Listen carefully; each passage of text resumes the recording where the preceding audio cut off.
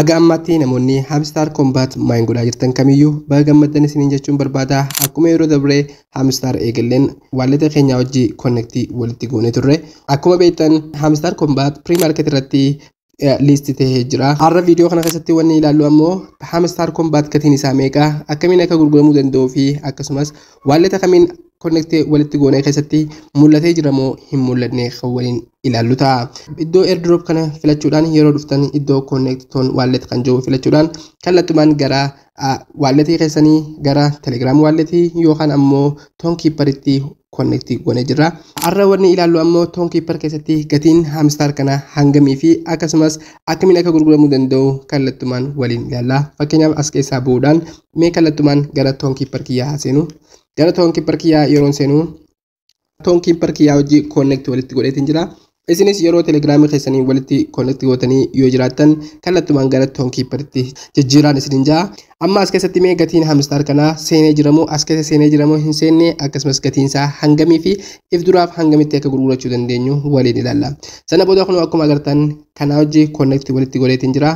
Amma maaliin godhaa isa browser joo kana niin filadha. Isa browser joo kana yeroon filadhu kallattumaan asitti na dabarsa. Ammallee gad deemuudhaan isa Didast kan jiru kun akkuma agartan isa kana niin filadha. Isa kana yeroo filadhu kallattumaan browserii isaanii keessa haala kanaan nanaqa jechuudha guys. Haala kanaan Didast browserii isaanii keessa yeroo isin naqan haala kanaan connect walitti godhaa isiniin jira.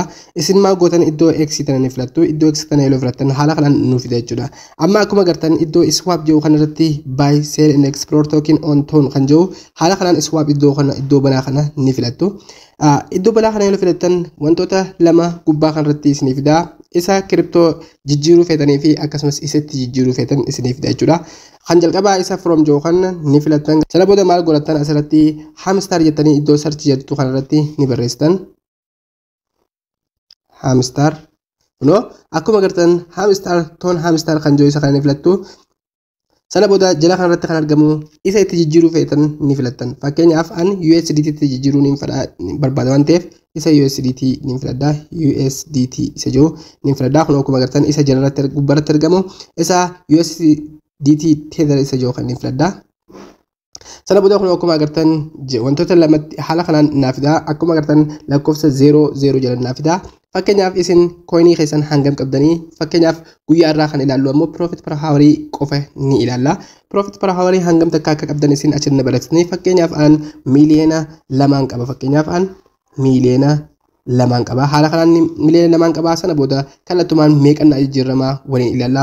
Wow guys, kun akkuma agartan yeroo dhiyootti Hamstar keenya haala kanaan nuuf gurguramaa jechuudha. Fakkeenyaaf profit per hour miliyoona 2 yoo qabaattan $593 fi kanaaf gurgurachuu ni dandeessanii.